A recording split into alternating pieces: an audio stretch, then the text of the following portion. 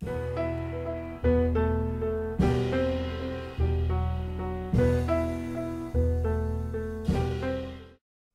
muchas gracias. En primer lugar, yo quisiera agradecer la invitación que me formuló Javier Figueroa hace unas 3 semanas atrás para acompañarlos a ustedes en esta oportunidad.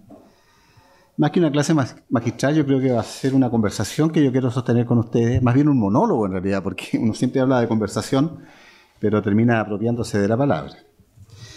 Y quiero reflexionar con ustedes acerca de cómo un historiador ve el siglo XX, este siglo que ya terminó, ¿no? Para dar paso a este siglo XXI, del cual llevamos apenas 13 años recorridos.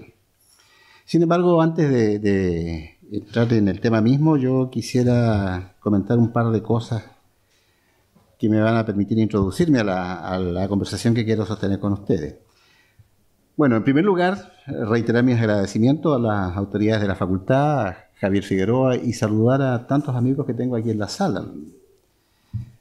Viejos amigos y amigas, ¿no? Sonia Pinto, a quien conozco desde hace tantos años, ¿no? Desde los años de la Universidad de Chile. A Leonardo León, a quien también conozco desde hace varios años. En realidad nunca he contado una historia que voy a recordar hoy día, ¿no? Alguna vez planeamos con Leonardo León instalarnos en Valparaíso, ¿no? Él con los cursos de colonial y yo con los cursos de historia republicana. No sé si recordarás tú, ¿no? Hicimos algunas gestiones, ¿no? Que lamentablemente fracasaron. No precisamente en esta universidad, porque en ese momento teníamos puesta la vista en la Universidad de Playa Ancha. Yo incluso hablé con el rector de la Universidad de Playa Ancha en esa oportunidad, pero eso no prosperó. De manera que circunstancialmente ahora Leonardo está aquí en Valparaíso, en la Universidad de Valparaíso, ¿no? Y yo de vez en cuando suelo venir a esta que fue la primera casa en la que me inicié como historiador. Saludar a Marcela Cubillos, que la conozco desde los tiempos de La Serena, ¿no? Y a quien yo quise llevar a Temuco. Lamentablemente no aceptó la oferta, ¿no? Pero en fin, para fortuna de ustedes, hoy día la tienen aquí en la Universidad de Valparaíso. A Luis Corbalán, a quien conozco también desde hace tantos años, ¿no? Desde los tiempos del magíster de la Universidad de Santiago. A Claudio Díaz, que conocí también hace algún tiempo atrás. No sé si recordará él una experiencia que tuvimos alguna vez cuando trabajaba en la Universidad Austral, ¿no? Una visita que recibí en mi casa yo con el director, ¿no? El profesor Bello, ¿no? En fin, saludar a tantos amigos, ¿no? Se me van a escapar algunos nombres, ¿no? Pero saludarlos con mucho cariño, con mucho cariño. Si no mencionaba antes al decano también, a quien conozco desde hace tantos años, ¿no? A Carlos Martel. Y a Javier Figueroa, más conocido por nosotros como el Cojo, ¿no? Por una historia que es muy sabrosa y que tiene que ver con una fiesta deportiva, ¿no? En la cual salió un poco averiado.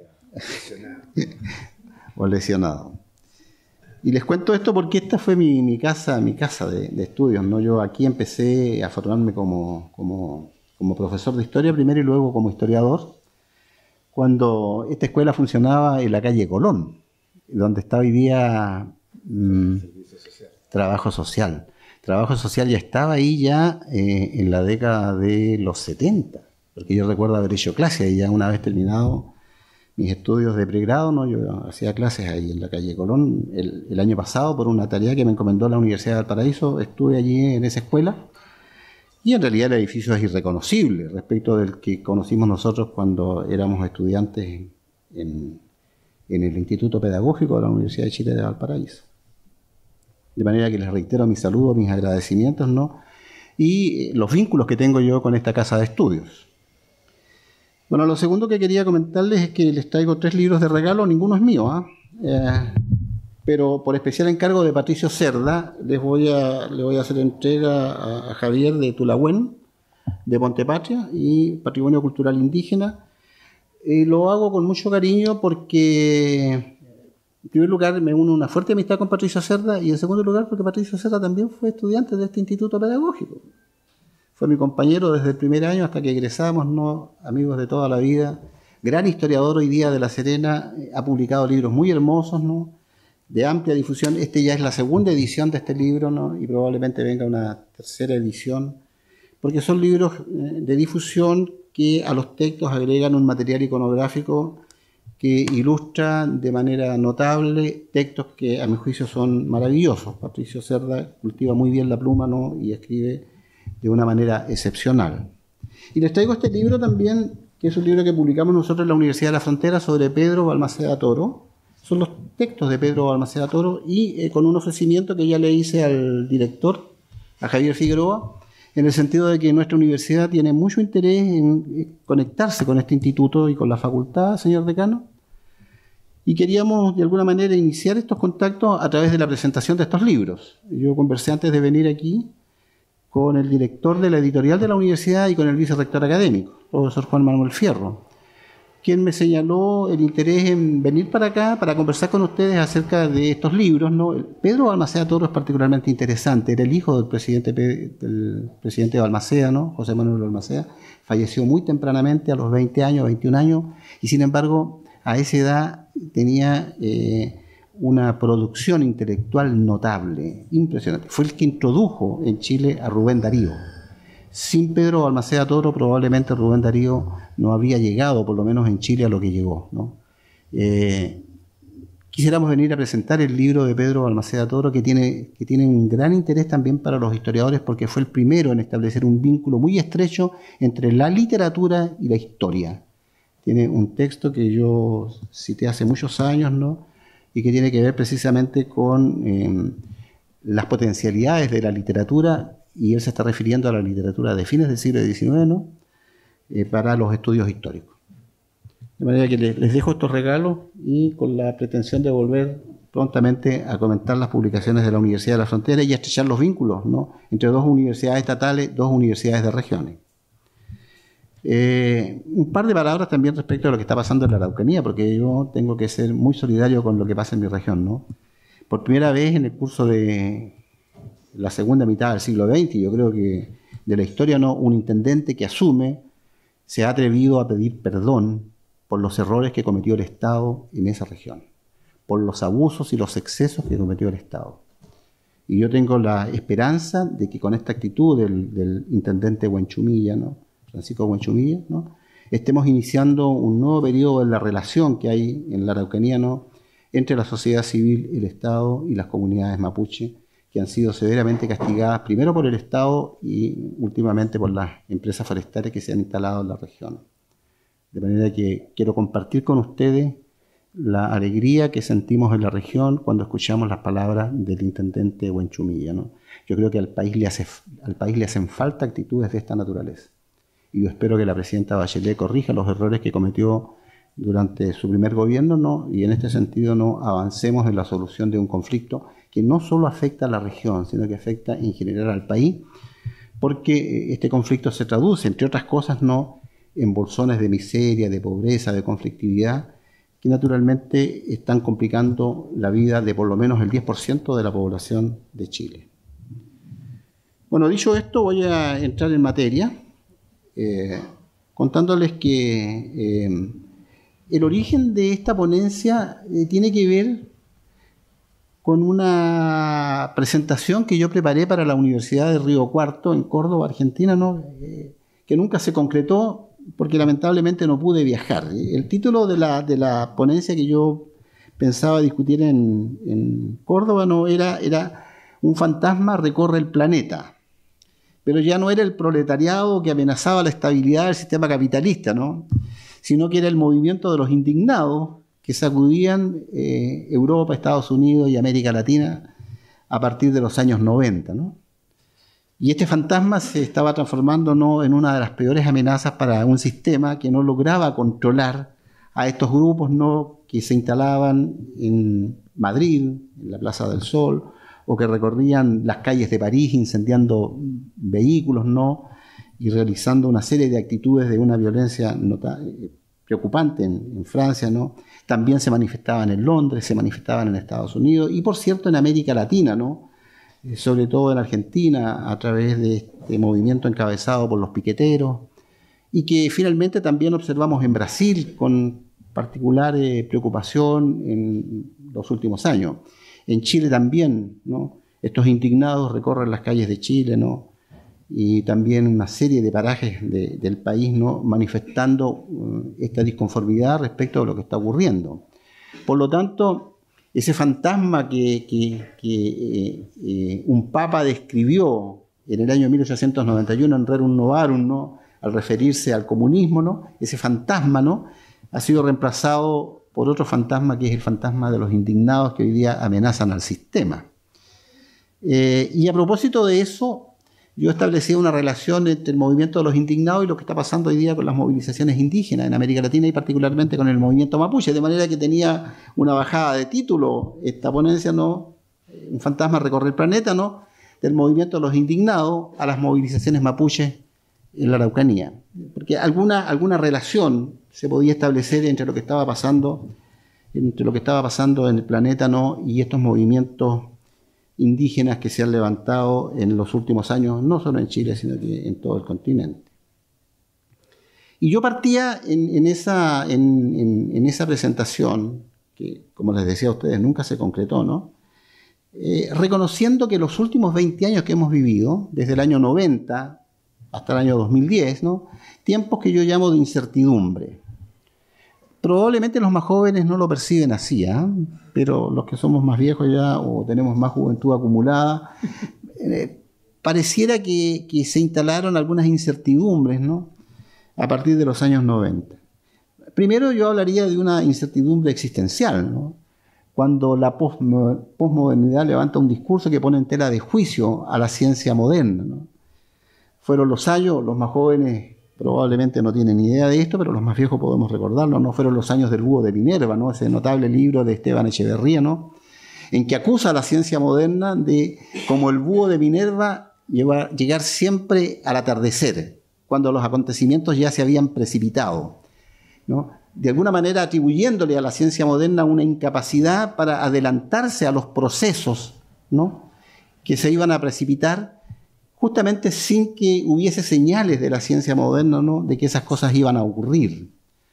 Particularmente la crítica fue muy severa con nuestras disciplinas, con las ciencias sociales, ¿no?, ciencias sociales que no fueron capaces de anticipar por dónde iba a transitar la humanidad. Como el búho de Minerva, las ciencias sociales siempre llegaban tarde, siempre llegaban atrasadas.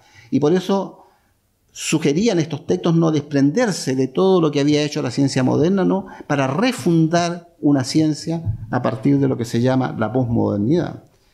Y esa fue una suerte de incertidumbre existencial, ¿no?, que particularmente afectó a las escuelas de sociología, a las escuelas de historia, en menor medida a las escuelas de economía, ¿no?, pero probablemente con la misma intensidad a las escuelas de ciencias políticas, etcétera, ¿no? Nosotros habíamos sido incapaces de anticiparnos a los acontecimientos, ¿no? Una suerte de desconfianza se instaló respecto de lo que hacemos, particularmente los cientistas sociales, ¿no?, y en alguna medida los historiadores, ¿no? Los historiadores que habían tenido un tremendo peso en el desarrollo de América Latina, no lo pierden. Hasta los años 1950 todavía los historiadores tenían un cierto prestigio, ¿no? Bueno, obviamente en el 19 lo tuvieron, ¿no? Vicuña Maquena, Diego Barros Arana, Miguel Ruiz Amunátegui fueron figuras públicas, ¿no?, figuras públicas que lo lograron gracias a su cercanía con la historia. En todos los ámbitos, ¿no?, del acontecer nacional, los historiadores jugaron un rol significativo. Sin embargo, en el siglo XX se empieza a perder este rol. Yo creo que el último gran historiador que impactó, ¿no?, al poder fue don Mario Góngora. Es probable con ese libro sobre el Estado, ¿no?, estemos o no de acuerdo con él, ¿no?, pero yo creo que don Mario, ¿no?, fue un hombre que tuvo un impacto en la sociedad civil, ¿no?, un impacto distinto al que tiene hoy día Gabriel Salazar, por cierto, que apunta más bien a impactar a los grupos más periféricos de la sociedad. Reitero, no fueron los años del búho de Minerva, años de incertidumbre que vivimos en los años 90, ¿no?, que provocaron una cierta inquietud respecto de lo que hacemos nosotros los cientistas sociales, ¿no? Un gran intelectual argentino, ¿no?, Arturo Andrés Roy, trató de explicar que en realidad la ciencia moderna y particularmente nuestras disciplinas no eran el búho de Minerva, ¿no?, sino que eran como el vuelo de la calandria, que levanta o abre sus alas, ¿no?, al amanecer. El problema estaba no en lo que decíamos nosotros, sino que en la manera de actuar, de quienes manejaban el poder en nuestros estados, ¿no? Que nunca abrían los ojos y alertaban sus oídos a lo que estábamos planteando los cientistas sociales. Muchos cientistas sociales anticiparon procesos, fenómenos, ¿no?, que la clase política no atendió. Por lo tanto, Arturo Andrés Roino desplaza un poco la responsabilidad hacia una clase política que siempre está apagando incendios y que regularmente recurre a soluciones coyunturales para problemas que son más bien estructurales. Uno de ellos es precisamente el conflicto que tenemos en la Araucanía, ¿no?, que es un producto de una situación estructural que se generó hace ya más de 130 años cuando llegue el Estado de la región, pero siempre lo estamos resolviendo con soluciones coyunturales, ¿no?, ya sea o entregando recursos o criminalizando al movimiento, ¿no?, y militarizando la región. Son soluciones coyunturales para problemas seculares. Pero el debate se instaló, ¿no?, y en realidad cuando se instala este debate y esta incertidumbre, de alguna manera, ¿no?, estábamos en la fase final de un proceso que para algunos se inicia en el año 29 con la crisis del año 29, ¿no?, cuando los cursos de historia y algunos cursos de economía se vaciaron de estudiantes. ¿Cómo fue posible que los historiadores, que los economistas, ¿no?, que analizan procesos de larga duración y coyuntura no hayan sido capaces de anticiparse o de enviar señales que permitieran presagiar esa crisis, la crisis del 29, una de las más dramáticas y graves del siglo XX? Y el tema entonces estaba en el debate precisamente porque o la responsabilidad estaba en nosotros, los cientistas sociales, o quienes manejaban el poder político. Pero hay allí una cierta incertidumbre que quedó instalada. Y en los 10 años más recientes, desde el año 2000 en adelante, ¿no?, a esa incertidumbre dio paso otra incertidumbre mucho más grave aún, y que sí nos afecta a nosotros en la cotidianidad, ¿no?, y que tiene que ver con la crisis del capitalismo financiero y que genera temores respecto de lo que pudiera pasar en el futuro. La crisis existencial de la cual yo hablaba antes no afectaba de algún modo a los sectores vinculados a la actividad intelectual, pero esta otra no estaba afectando a la población en su más amplio sentido, ¿no? Grecia, España, Italia, Portugal, Estados Unidos, ¿no?, fueron recorridos por estos movimientos de indignados a los cuales yo hacía referencia, ¿no?, dando cuenta de una situación que se tornaba bastante incierta, ¿no?, con altos índices de cesantía, ¿no?, con migrantes que empiezan a trasladarse de un lugar a otro, ¿no? En fin, una sensación de inquietud respecto de lo que iba a pasar en el futuro. Yo recuerdo haber estado en Alemania hace unos 3 años atrás, ¿no?, y particularmente los jóvenes estaban muy inquietos respecto de lo que estaba pasando en Europa, ¿no?, sobre todo asumiendo ellos que nunca Europa había resuelto este tipo de crisis sin recurrir a las guerras internacionales como la Primera Guerra y la Segunda Guerra Mundial.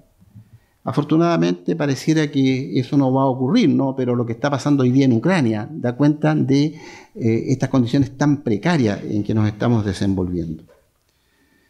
A mi juicio, por primera vez, ¿no?, a partir de los últimos años, ¿no?, un sistema que se instaló hace 60 años, ¿no?, el capitalismo financiero, se ve expuesto a una especie de crisis generalizada, ¿no?, a la cual aún no se le ve una salida. Pero a pesar de esta incertidumbre, yo creo que el siglo XX fue el siglo en que la humanidad progresó como jamás lo había hecho antes. El siglo XX no es el siglo en que los progresos de la humanidad alcanzaron niveles antes impensados, ¿no? Voy a citar algunos datos, nada más, algunos indicadores. Hemos ampliado, por ejemplo, las expectativas de vida en el siglo XX. En 1920 las expectativas de vida de la población eran 31 años. Solo decirle a mis estudiantes que ya varios estarían en la fase terminal. Estos cursos yo los dicto cuando los estudiantes ya están en 5º año, más o menos, ¿no?, 4º año. Estarían en la fase terminal, ¿no? Y nosotros ya hace varios años bajo tierra, ¿no?, viviendo de yapa, como digo yo, más coloquialmente, ¿no? 1920, 31 años. En 1950 las expectativas de vida se habían levantado a los 46 años, ¿no? En el año 2000, 72 años. Y hoy día tienen que matar a los viejos con recursos de amparo. Porque ya las expectativas de vida en países como Costa Rica, Cuba, Chile, ¿no?, están llegando a los 80 años. De manera que ustedes podrían a lo mejor pensar que van a vivir hasta los 100 años. Ustedes van a ver el mundo probablemente del año 2080, ¿no?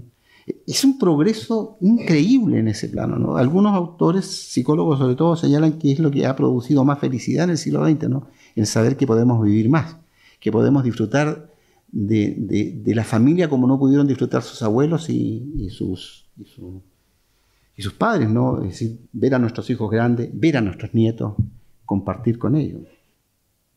Pero también hemos mejorado las condiciones de salud de la población, ¿no? Hemos logrado contener los efectos de algunas epidemias que fueron catastróficas en el siglo XIX, ¿no?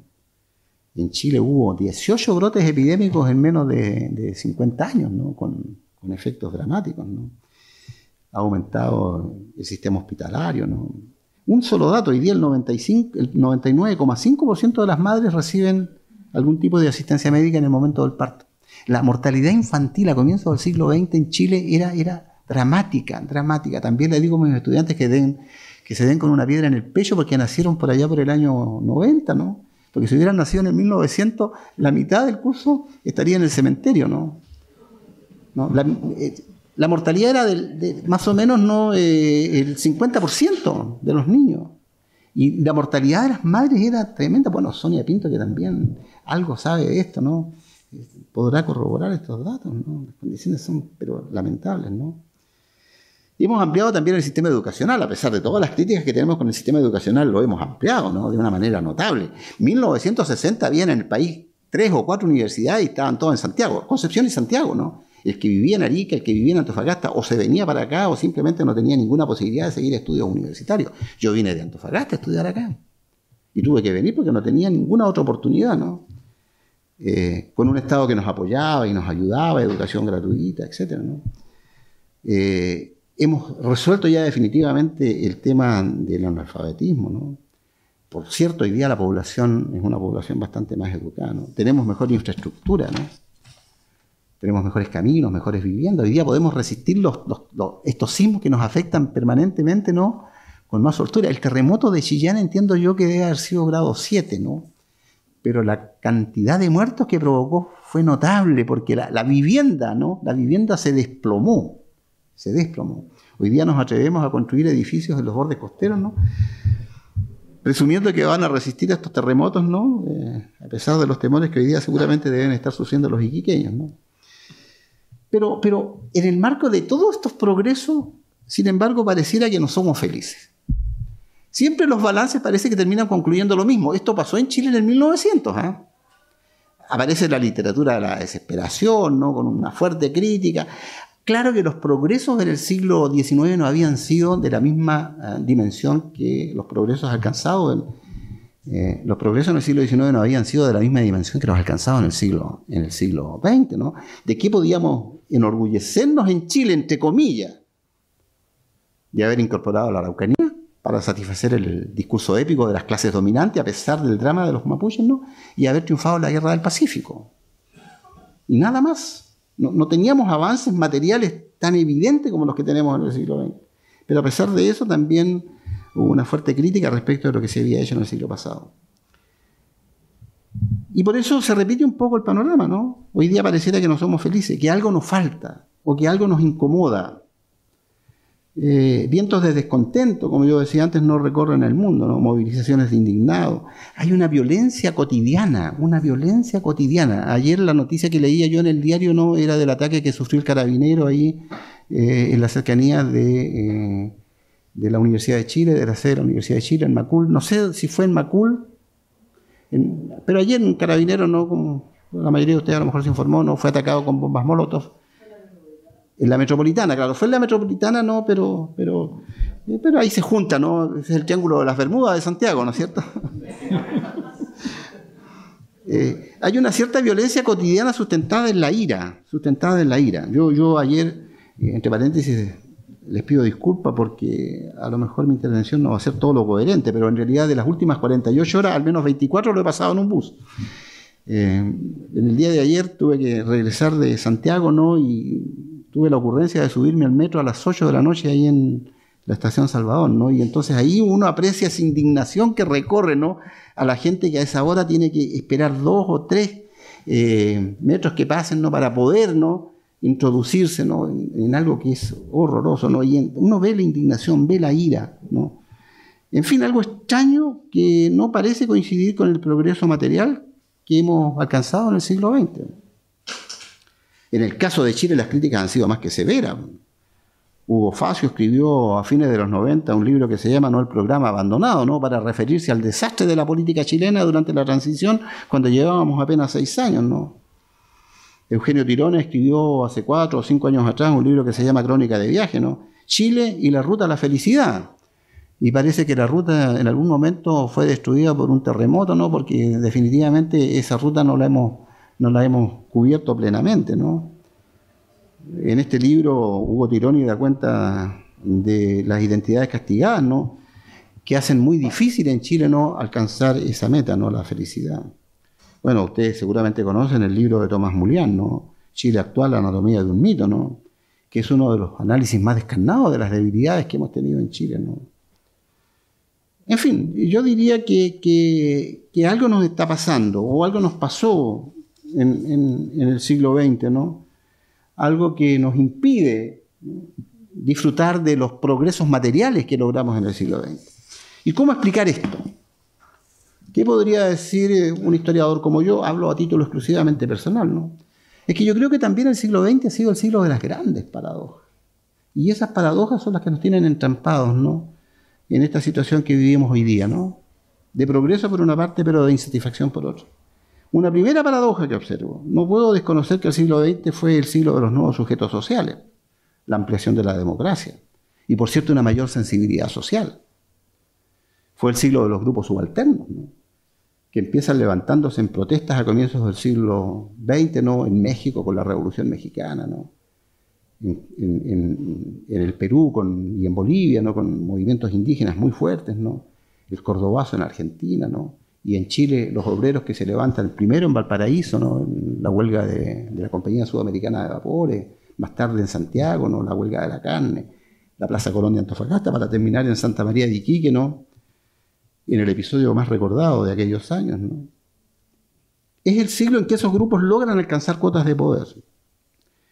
Es el siglo en que también las mujeres alcanzan mayor visibilidad y empiezan a disputarle el poder a los hombres, ¿no? Es el siglo de los niños, ¿no? Es el siglo de las comunidades indígenas. Es el siglo también de aquellos que tienen conductas u opciones sexuales distintas a las que hasta hace algún tiempo llamábamos normales, ¿no?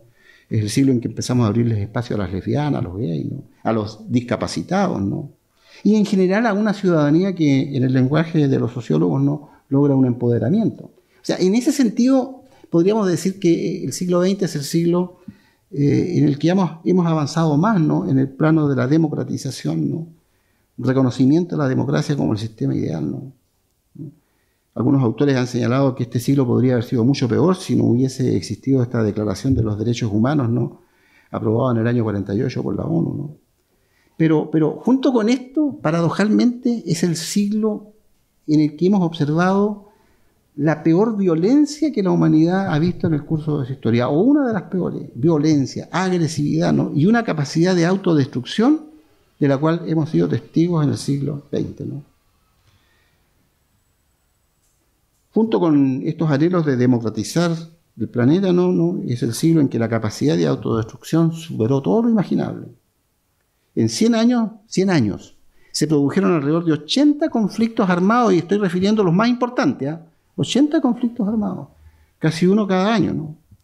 La Primera Guerra Mundial fue la causante de 10 millones de muertos y heridos, 10 millones de muertos. El genocidio de Armenia, que se produce inmediatamente después de la Primera Guerra Mundial, ¿no?, terminó con la vida de 1,5 millones a 2 millones de armenios, ¿no?, en un país que tenía una población bastante más pequeña. La Segunda Guerra Mundial, 50 millones de muertos. 50 millones de muertos. Se estará cumpliendo la profecía de Darwin, ¿no?, de que hemos llegado a la cúspide de las especies vivas en el planeta porque hemos sido la máquina asesina más perfecta que ha logrado crear la naturaleza. ¿Eso logramos en el siglo XX? Transformarnos en la peor máquina asesina que existe sobre el planeta. Por eso que hoy día somos lo que somos, ¿no? Hablaba de 50 millones de muertos, ¿no? Y heridos, ¿no? Es el siglo del exterminio de los judíos, ¿no? En la Alemania nazi. Es el siglo de Hiroshima y Nagasaki. Entre 1998 y 2004, ¿no? En el Congo murieron alrededor de 4 millones de personas, ¿no? Esto sin considerar los actos terroristas, ¿no? Que sacuden diariamente el mundo, ¿no? Algunos autores hablan del siglo más sangriento de la historia, siglo XX, el siglo más sangriento de la historia. En Chile, como en toda América Latina, la tragedia del 73 todavía sigue teniendo mucho eco entre nosotros, ¿no? Y hemos tenido que vivir en el siglo XX, ¿no? Con los anhelos de democracia que instalamos, pero al mismo tiempo con esta capacidad de autodestrucción, ¿no? Esta es una paradoja que si la exploramos, la examinamos, a lo mejor podría explicarnos qué está pasando hoy día. ¿Cómo es posible que en el curso de un siglo en que hemos progresado tanto, hayamos acumulado tanta ira, tanto descontento, tanta inconformidad? Yo diría que algunos grados de infelicidad. Hoy día entre los indicadores que levantan algunos organismos internacionales está justamente este indicador, ¿no? El indicador de felicidad, ¿no? Y se ha llegado a comprobar que los países que más se han desarrollado no son necesariamente los países más felices. Paradojalmente Cuba, Venezuela, ¿no? Son países que muestran índices de felicidad mayores que aquellos que están logrando los países más desarrollados. Primera paradoja, ¿no? Estos anhelos de democracia, de inclusión, etcétera, ¿no? Con esta capacidad de autodestrucción que anularía lo anterior, ¿no? Y que va generando esta animosidad contra lo que hemos hecho en el siglo XX. La segunda paradoja, el desarrollo que hemos logrado en el siglo XX, desarrollo que es visible, ¿no? Sin mucho esfuerzo, ¿no? Desarrollo en toda América Latina, desarrollo en Europa, etcétera, etcétera. Pero al mismo tiempo, un desarrollo que ha ido acompañado de un subdesarrollo que no hemos logrado superar, particularmente en América Latina. En América Latina se produce, hacia 1950, ¿no? Un intenso debate entre el desarrollo y subdesarrollo. ¿Y en qué terminó ese debate? En los golpes de Estado que sacudieron a América Latina. Impracticable todas las medidas que se impulsaron para superar el subdesarrollo en América Latina, porque los golpes de Estado terminaron abortando, ¿no? Las propuestas que se hicieron, ¿no? Hoy día pareciera que el enemigo del desarrollo son los indicadores, y yo particularmente en esto soy muy categórico. Yo creo que hoy día más que desarrollo estamos buscando indicadores, y eso es uno de los factores que más infelicidad genera, porque nuestras universidades han abandonado el compromiso que tenían como universidades, el compromiso social. Hoy día lo que interesa es cuántos doctores tengo, cuántos ICI publico, cuántos programas acreditados tengo, cuántos doctores he contratado, cuántos magísteres tengo. ¿Qué estamos buscando? ¿Estamos buscando indicadores o estamos buscando el desarrollo? Y lo digo con mucha franqueza, esto lo planteé en mi universidad, la Universidad de la Frontera. El rector tuvo, yo creo que, la mala ocurrencia de invitarme a dictar la clase magistral el año pasado, ¿no? En donde yo hice esa denuncia. Yo, para una universidad que anda detrás de indicadores, no estoy dispuesto a sumarme al carro que pide recursos para estas universidades. No es posible que la Universidad de la Frontera, hoy día en Temuco, esté buscando esos indicadores cuando tenemos el conflicto mapuche golpeando duramente a la sociedad regional, cuando tenemos bolsones de miseria como los que tenemos en Malleco, cuando tenemos inequidades entre los centros urbanos y las áreas rurales. El primer compromiso nuestro es con la región. Si somos universidades estatales, nuestro primer compromiso es con la región, con la sociedad que nos sostiene, que nos mantiene. Por lo tanto, en ese sentido, yo creo que no hemos logrado vencer definitivamente el desarrollo porque siempre hemos enfrentado situaciones que nos han impedido lograrlo. Hacia los años 60, 70, ¿no? Con los golpes de Estado, ¿no? Y hoy día, ¿no? Con esta tendencia, ¿no? A lograr obsesiva, yo diría una tendencia obsesiva, yo creo que hasta casi prostituyente, ¿no? Que desvirtúa el trabajo que nosotros estamos haciendo. En vez de desarrollo, estamos buscando indicadores. ¿Habrá sido ese el problema que tuvo vuestro expresidente, que muestra avances notables, ¿no? En todos los planos medidos en indicadores, ¿no? Pero que se fue con un 50% de aprobación ciudadana, ¿no? A la cual logró llegar en los últimos meses, porque siempre se movió más o menos alrededor de los 30, ¿no? ¿Qué buscaba Piñera? ¿Indicadores o desarrollo? ¿O felicidad? ¿O satisfacción? Y esos son los desafíos que tenemos hoy día, y yo creo que esa contradicción entre desarrollo y subdesarrollo, ¿no? Es lo que genera de algún modo, ¿no? estos indicadores. Porque entre los indicadores también deberían poner la cantidad de gente que se sube al metro a las 8 de la noche, ¿no? El presidente uruguayo, ¿no?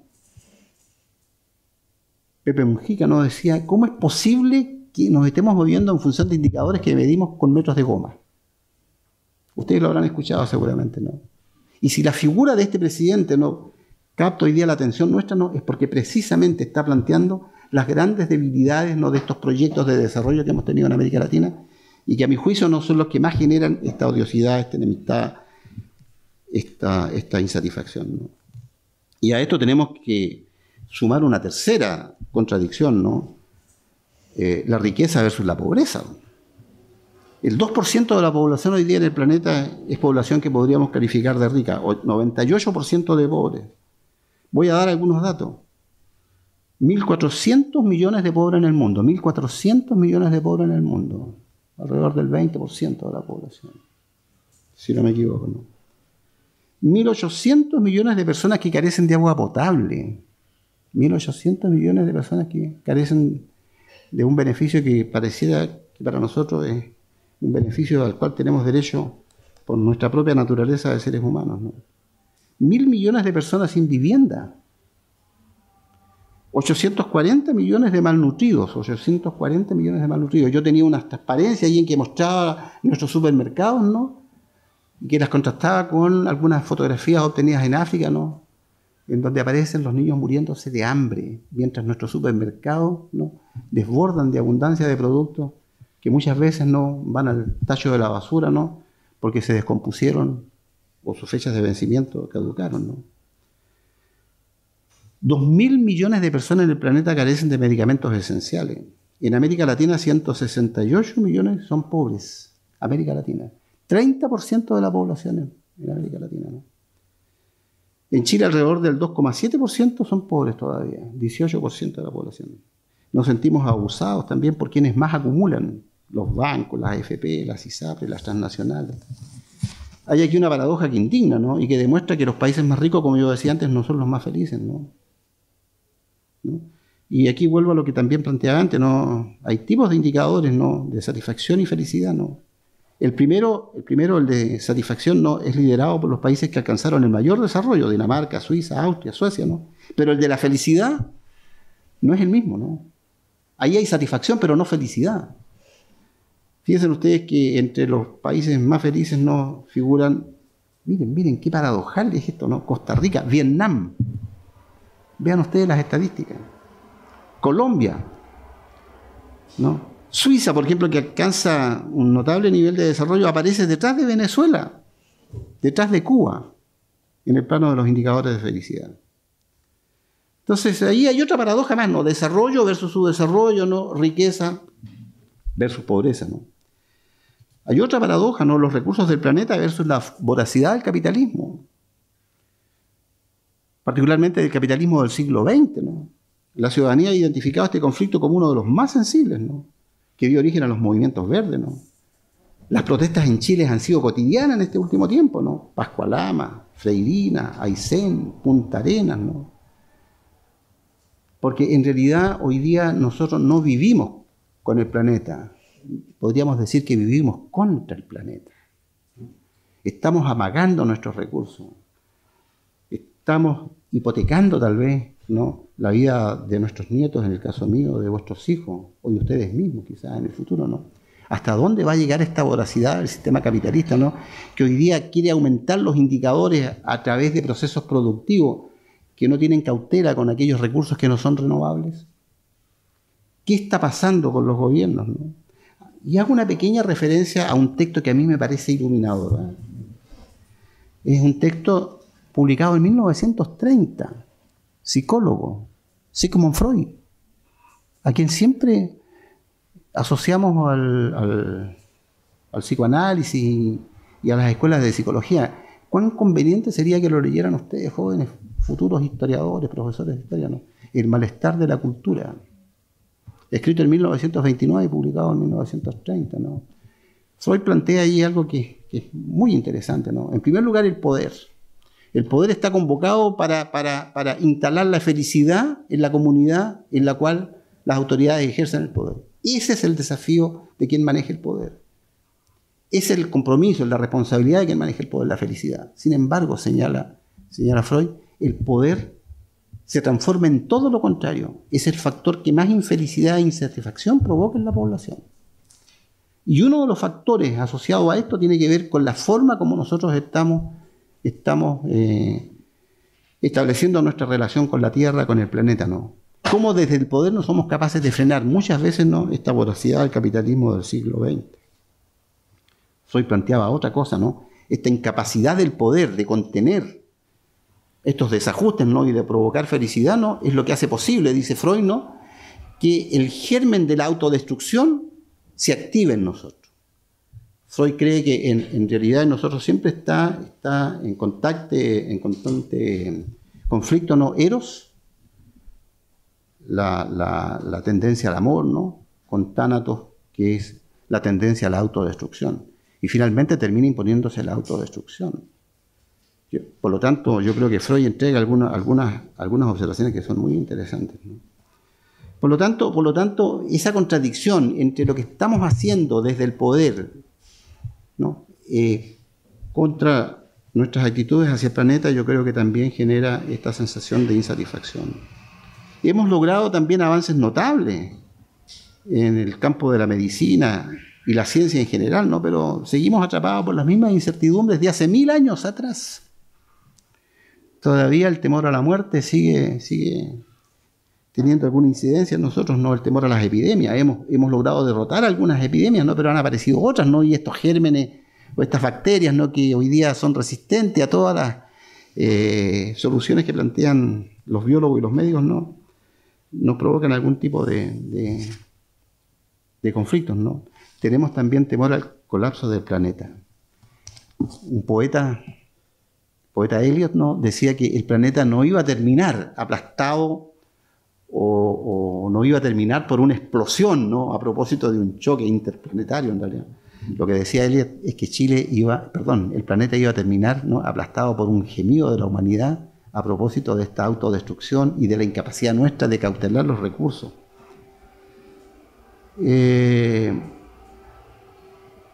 Por lo tanto, yo creo que el siglo XX, que fue un siglo de grandes progresos, también quedó atrapado por una serie de paradojas, ¿no?, que podrían explicar lo que nos está pasando hoy día. Es más bien una reflexión la que yo estoy haciendo respecto de lo que nos habría pasado en el siglo XX.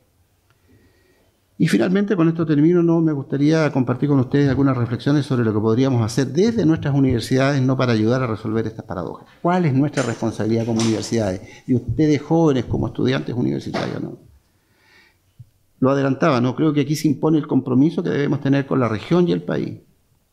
No tengo dudas que en esa dirección muchas universidades actúan. Y yo espero que la Universidad de Valparaíso también lo esté haciendo, ¿no?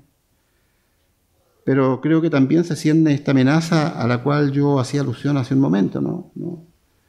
Esta corriente, ¿no?, por alcanzar estos indicadores, ¿no?, que aparentemente podrían de algún modo establecer la calidad de nuestras universidades, ¿no? Una verdadera obsesión por estos proyectos, ¿no?, publicaciones ISIS, etcétera, ¿no? Yo no niego la importancia que tienen. Yo creo que nuestras universidades tienen que ser capaces de igualarse con las mejores universidades, ¿no? Pero tenemos un compromiso social y ese compromiso para nosotros es irrenunciable, ¿no? Debemos estimular este compromiso, sobre todo de las universidades particulares, de las universidades privadas. Yo no tengo, de las universidades estatales, ¿no?, yo no tengo ninguna actitud de resistencia a las universidades privadas. Yo creo que también ellas cumplen su labor. De hecho, varios de nosotros trabajamos en universidades privadas, pero el Estado tiene el compromiso de atender a sus universidades. Yo le comentaba a Carlos Martel y a Javier Figueroa que el día viernes escuchaba al rector de la Universidad de Chile, Víctor Pérez, ¿no?, en la clase magistral que dictó en la Universidad de la Frontera, ¿no?, y entregaba un dato que yo creo que va a aumentar un poco este sentimiento de indignación, ¿no? Refiriéndose a Valparaíso, él decía que la Universidad de Valparaíso y la Universidad de Playa Ancha, que son las dos universidades estatales de acá, reciben del Estado $5.000 millones anuales. 5.000 millones de dólares anuales. La Universidad Católica de Valparaíso y la Universidad Federico Santa María, dos universidades respetables, notables, prestigiosas, pero privadas al fin y al cabo, reciben $17.000 millones al año. Esa es la realidad en la cual nosotros nos desenvolvemos. Pero a pesar de eso, nuestro compromiso con la región y con el país debe estar en primer lugar. Yo creo que tenemos motivos también para pensar que los errores que se cometieron en el siglo XX y estas paradojas se van a resolver. Hoy día tenemos una ciudadanía más empoderada. Hoy día tenemos jóvenes mejor preparados. Tenemos estudiantes universitarios con capacidad de liderazgo. Tenemos todo un mundo por delante, pero ese mundo van a tener que construirlo los jóvenes, ustedes, con su compromiso social, con su compromiso con su formación disciplinaria, con su compromiso con la universidad estatal, ¿no? Con su responsabilidad más tarde como futuros profesionales, profesores, historiadores, geógrafos. En el fondo, yo diría que las condiciones con que parte el siglo XXI son distintas y son más esperanzadoras. Por lo tanto, yo espero que cuando algún premio nacional el año 2110 venga a inaugurar una clase magistral acá, ¿no?, pueda hacer un balance más optimista, ¿no?, un balance más benevolente de lo que se hizo en el siglo XXI. Pero esa será la tarea de ustedes. Nosotros los más viejos lo vamos a ver desde un punto en el cual no sé dónde estaremos en realidad. Pero muchísimas gracias, les reitero mis agradecimientos a Javier por la invitación y la paciencia que han tenido ustedes de escucharme esta mañana. Muchas gracias, muy amable.